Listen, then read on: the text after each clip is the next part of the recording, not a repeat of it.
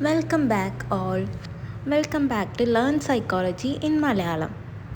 ഇന്ന് നമ്മൾ നോക്കുന്നത് സോഷ്യൽ സൈക്കോളജിയിലെ തന്നെ ഒരു ഇമ്പോർട്ടൻറ്റ് ടോപ്പിക്കാണ് കോംപ്ലിയൻസ് എന്താണ് എന്നുള്ളതും മെയിനായിട്ട് നമ്മൾ കോംപ്ലിയൻസിലെ ടെക്നിക്സ് എന്താണ് എന്നുള്ളതുമാണ് ഈ ഒരു വീഡിയോയിൽ നമ്മൾ നോക്കുന്നത്.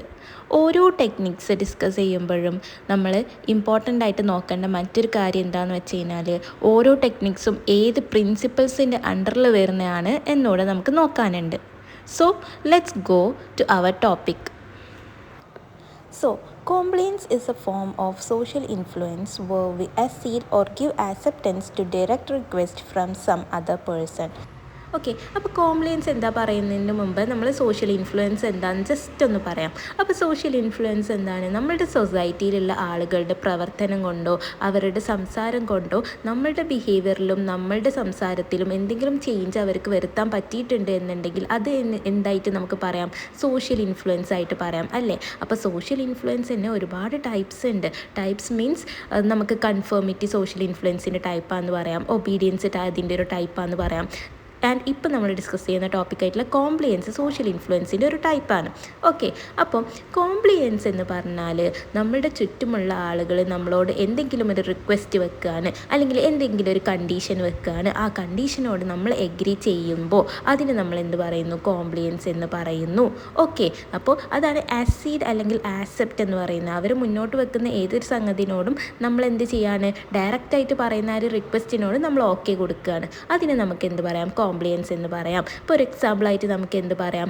നമ്മൾ ഒരു ഡ്രസ്സ് മേടിക്കാൻ വേണ്ടിയിട്ട് ഒരു ടെക്സ്റ്റൈൽസിലേക്ക് പോകുന്നു. അപ്പോൾ ടെക്സ്റ്റൈൽസിലെ ആൾ പറയാണ് ഇതിന് അത്യാവശ്യം വില കൊടുത്തു കഴിഞ്ഞാലും നിങ്ങൾക്ക് അതിനുള്ള ക്വാളിറ്റി ഉണ്ടാകും, ഈ മെറ്റീരിയൽ അത്യാവശ്യം ക്വാളിറ്റി ഉള്ളതാണ് എന്ന് അവർ പറയുന്നു. അത് സത്യമാണോ നുണയാണോ എന്ന് നമ്മളവിടെ അന്വേഷിക്കുന്നില്ല. അപ്പോൾ അവരങ്ങനെ പറഞ്ഞു.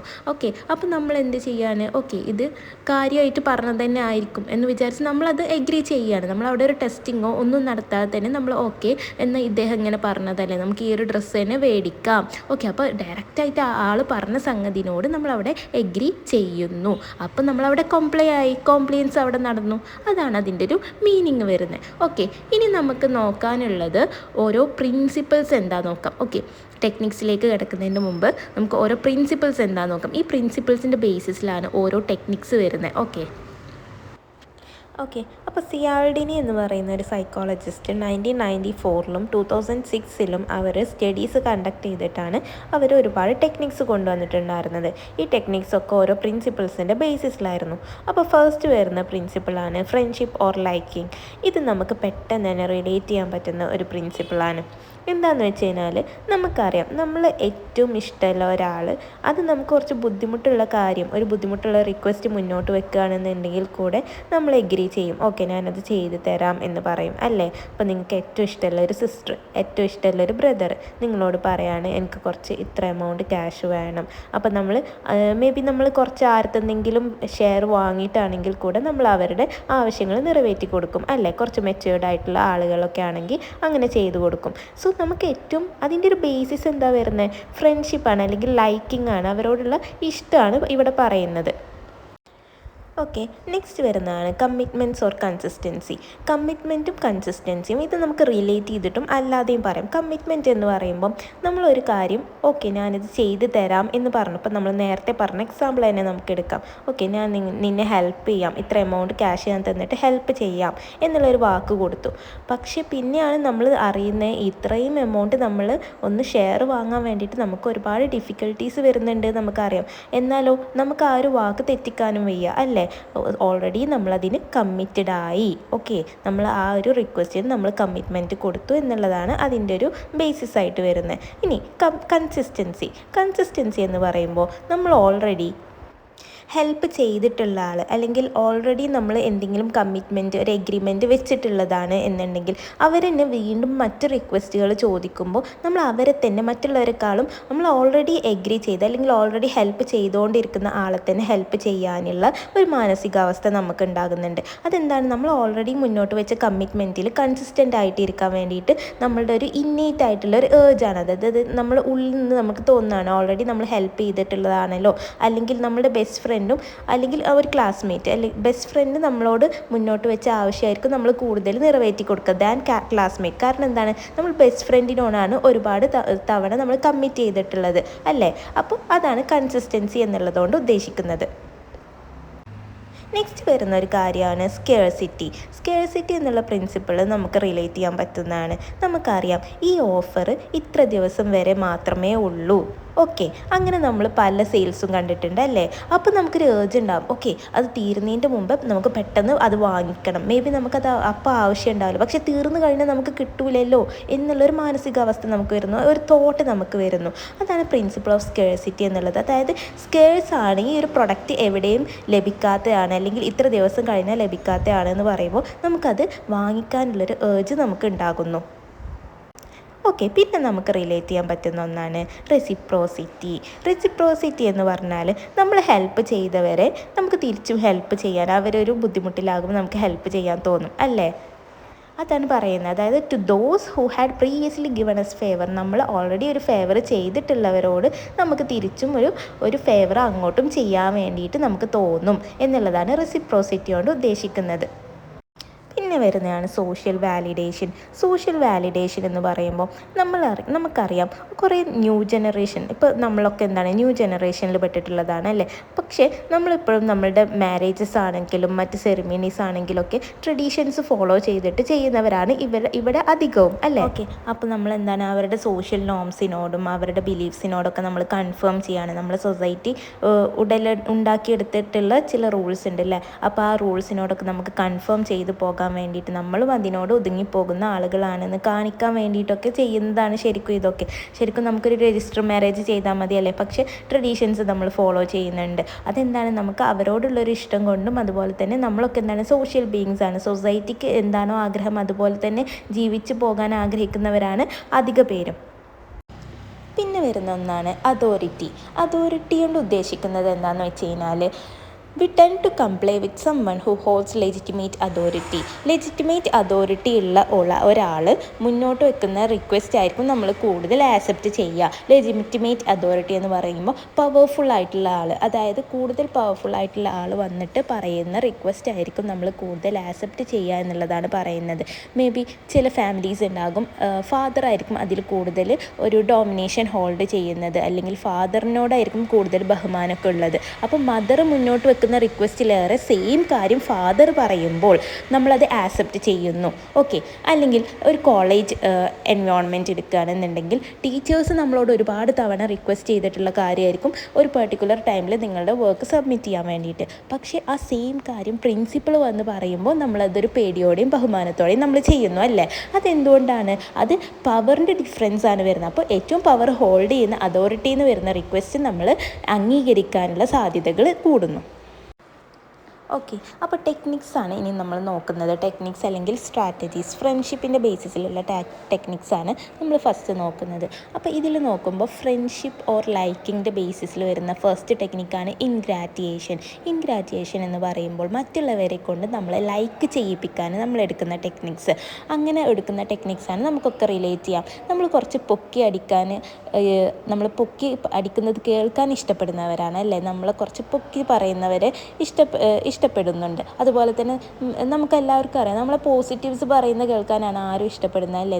നമ്മുടെ നെഗറ്റീവ്സ് ഇങ്ങനെ ചൂണ്ടിക്കാണിക്കുന്നവരോട് നമുക്ക് കൂടുതൽ നേരം സംസാരിച്ച് നിൽക്കാനോ അവർ പറയുന്ന ആവശ്യങ്ങൾ അംഗീകരിക്കാനോ ഇഷ്ടപ്പെടില്ല അല്ലേ. സോ അതിനെയാണ് ഫ്ലാറ്ററി എന്ന് പറയുന്നത്. അതുപോലെ തന്നെ self promotion, improving one's own image, ഇതൊക്കെ അതിൽ വരുന്നതാണ്. അപ്പോൾ നമുക്ക് ഓരോന്ന് നോക്കാം. ഫ്ലാറ്ററി നമ്മളിപ്പോൾ പറഞ്ഞു, അതായത് ആരെയാണോ നമ്മളുടെ റിക്വസ്റ്റ് അംഗീകരിക്കേണ്ടത് അവരെ കുറിച്ച് നമ്മൾ എന്ത് ചെയ്യുക, പോസിറ്റീവായിട്ടുള്ള കാര്യങ്ങൾ നമ്മൾ എടുത്തു പറയുക, അല്ലെങ്കിൽ അവരോട് നമ്മൾ എന്ത് ചെയ്യുക, അവരെ കൂടുതൽ നമ്മൾ പുകഴ്ത്തി പറയുക. അതിനെ നമ്മൾ ഫ്ലാറ്ററി എന്ന് പറയുന്നു. അതുപോലെ തന്നെ പിന്നെ വരുന്നതാണ് സെൽഫ് പ്രൊമോഷൻ.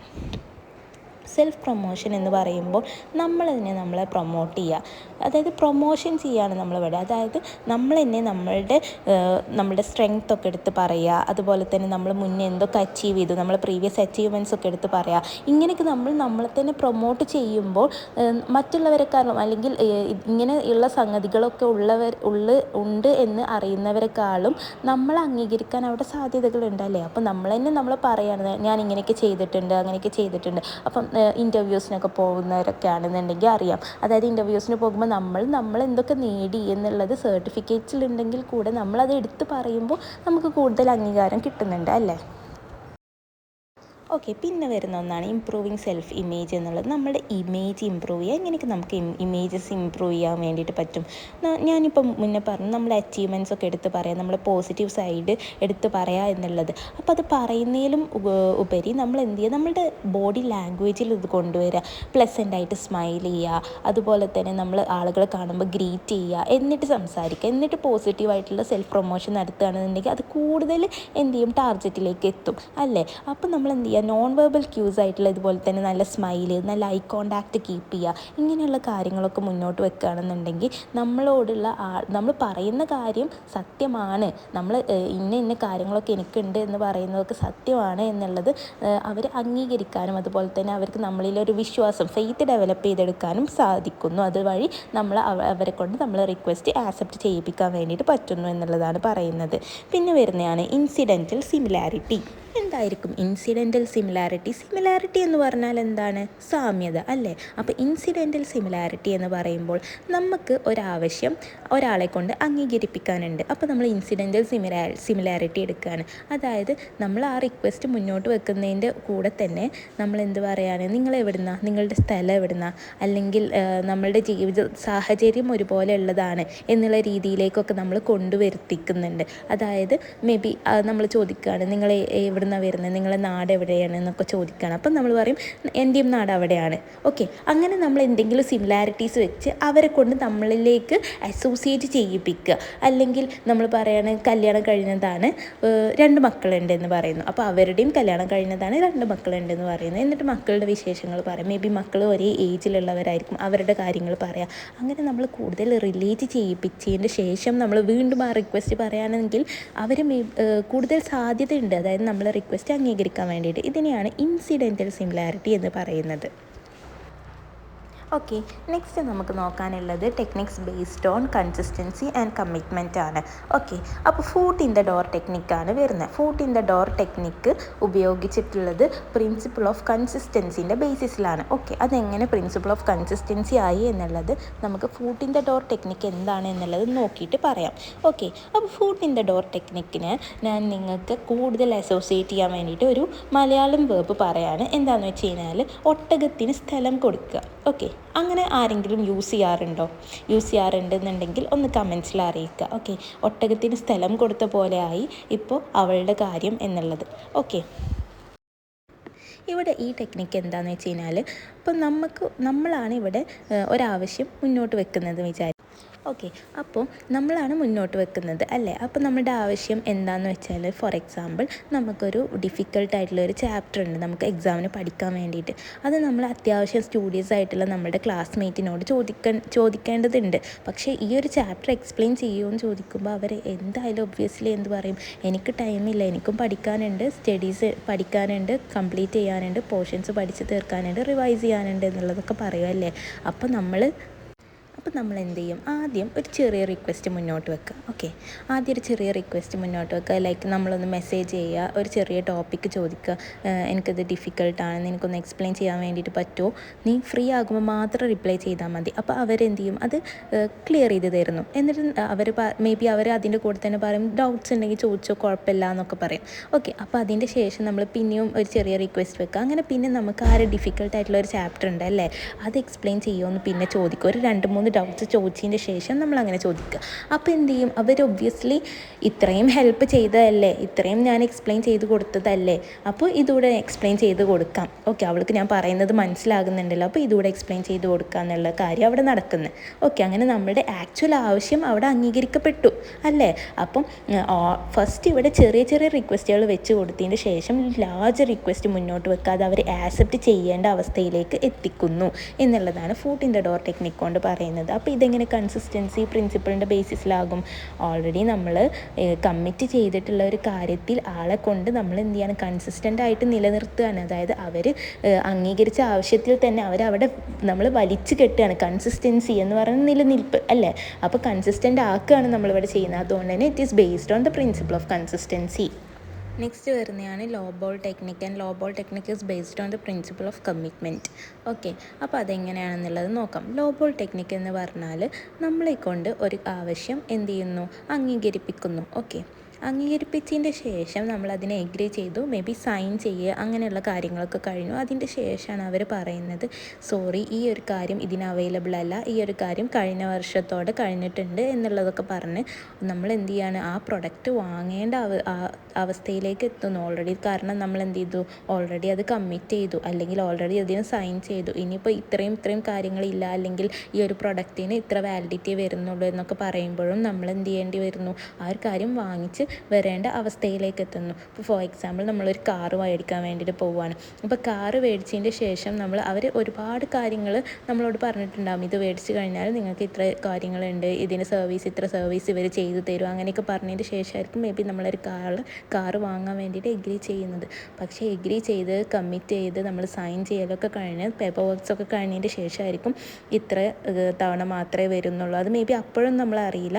മേ ബി ഒരു 2-3 months ഒക്കെ കഴിഞ്ഞതിൻ്റെ ശേഷം മാത്രമായിരിക്കും അവർ ആ പറഞ്ഞിട്ടുള്ള പല ഓഫേഴ്സും ഇതിനില്ല എന്നുള്ളത് നമ്മൾ അറിയുന്നത്. പക്ഷേ നമ്മൾ വാങ്ങിച്ചു കഴിഞ്ഞു, നമ്മുടെ കാറായി കഴിഞ്ഞു, ഇനി നമുക്ക് അതിൽ കമ്മിറ്റഡ് ആയിരുന്നേ പറ്റുള്ളൂ അല്ലേ. അതാണ് പ്രിൻസിപ്പിൾ ഓഫ് കമ്മിറ്റ്മെൻറ്റിൻ്റെ ബേസിസിൽ ലോ ബോൾ ടെക്നിക്ക് പറയുന്നത്. നെക്സ്റ്റ് വരുന്നതാണ് ടെക്നിക്സ് ബേസ്ഡ് ഓൺ റെസിപ്രോസിറ്റിൻ്റെ ബേസിസിൽ വരുന്ന ടെക്നിക്സ്.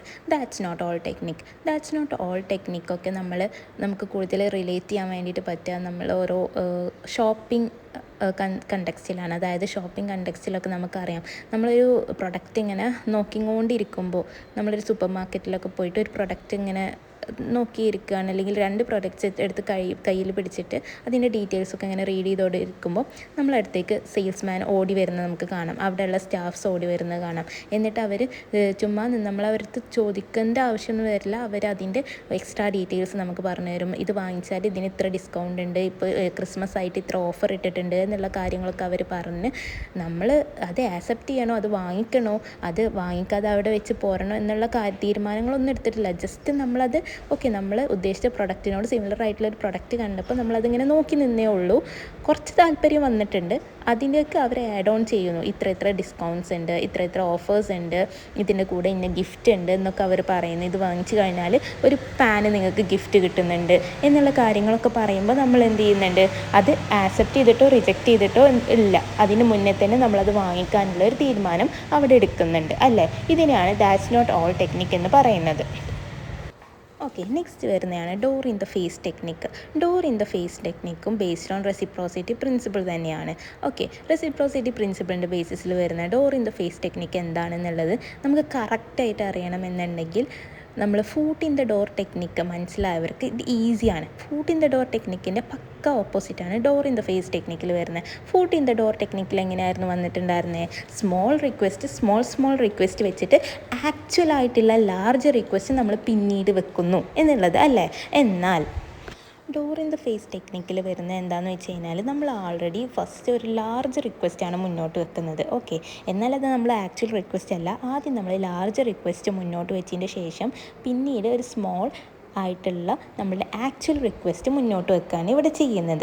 ഓക്കെ, ഇത് നമുക്ക് ഒന്ന് എക്സാമ്പിൾ വെച്ച് പറയാൻ വേണ്ടിയിട്ട് പറ്റും. നമ്മൾ ടെക്സ്റ്റൈൽസിലൊക്കെ പോകുമ്പോൾ നമുക്കറിയാം, നമ്മളൊരു ചുരിദാർ വേണമെന്ന് പറയാൻ. ഓക്കെ, അപ്പോൾ അവർ ഫസ്റ്റ് തന്നെ നിങ്ങളൊക്കെ ശ്രദ്ധിച്ചിട്ടുണ്ടാകും, അവർ കുറച്ച് റേറ്റ് കൂടിയതേ അവരെപ്പോഴും കാണിക്കുള്ളൂ.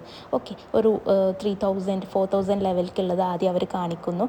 അപ്പോൾ മേ ബി നമ്മൾ അത് ഏത് റേറ്റിനുള്ളതാണെന്ന് നോക്കുന്നില്ല, പക്ഷെ നമുക്കത് കാണുമ്പോൾ തന്നെ ഇഷ്ടമാവുന്നു അല്ലേ, അല്ലെങ്കിൽ ആ ഒരു മോഡൽ ഇഷ്ടമാവുന്നു. എന്നിട്ട് നമ്മൾ റേറ്റ് നോക്കുമ്പോൾ ഇത് ഭയങ്കര റേറ്റ് ഉള്ളതായിട്ട് നമുക്ക് തോന്നുന്നു. എന്നിട്ട് നമ്മൾ പറയും ഓക്കെ, ഇത്ര റേറ്റ് ഉള്ളത് ഞാൻ വാങ്ങിക്കുന്നില്ല, ഇതിലേറെ എന്നാൽ ഈ ടൈപ്പിൽ വരുന്ന റേറ്റ് കുറവുള്ള കാണിച്ചു തരാൻ വേണ്ടിയിട്ട് പറയുന്നത്. അപ്പോൾ ശരിക്കും ഈ സെയിൽസ് പേഴ്സണും അറിയാം നമ്മൾ അത്ര റേറ്റ് ഉള്ളത് ഉദ്ദേശിച്ച് വന്നതല്ല എന്നുള്ളത്.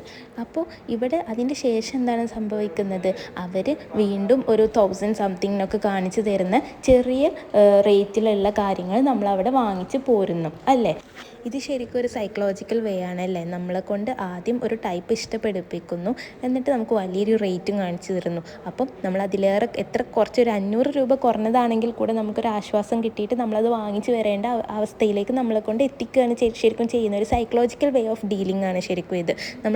നിങ്ങൾക്കൊക്കെ ഇത് റിലേറ്റ് ചെയ്യാൻ വേണ്ടിയിട്ട് പറ്റുന്നുണ്ടാകും. ഓക്കെ, നെക്സ്റ്റ് വരുന്ന techniques based on the principle of scarcity ആണ് കേട്ടോ. സ്കേഴ്സിറ്റി എന്താണെന്നൊക്കെ നമ്മൾ സ്റ്റാർട്ടിങ്ങിൽ പറഞ്ഞിട്ടുണ്ട്. അപ്പോൾ പ്ലേയിങ് ഹാർഡ് ടു ഗെറ്റും ഡെഡ് ലൈൻ ടെക്നിക്കുമാണ് ഇതിൽ വരുന്നത്. പ്ലേയിങ് ഹാർഡ് ടു ഗെറ്റിൽ എന്താ ഉദ്ദേശിക്കുന്നതെന്ന് വെച്ച് കഴിഞ്ഞാൽ limited stock. Okay, limited stock നമ്മൾ റെഡിൽ ഇങ്ങനെ കാണുമ്പോൾ മേ ബി നമ്മൾ അത് വാങ്ങിക്കാൻ ചെന്ന പ്രൊഡക്റ്റ് ആണെങ്കിലും അല്ലെങ്കിൽ ലിമിറ്റഡ് സ്റ്റോക്ക് എന്നിങ്ങനെ നമ്മൾ വലിയ ബോർഡിലൊക്കെ കാണുമ്പോൾ എന്താണ് ഇത്ര ഡിമാൻഡിങ് ആയിട്ടുള്ള പ്രൊഡക്റ്റ് എന്താണെന്നുള്ളത് നമ്മൾ എന്തായാലും ഒന്ന് നോക്കി പോകുമല്ലേ.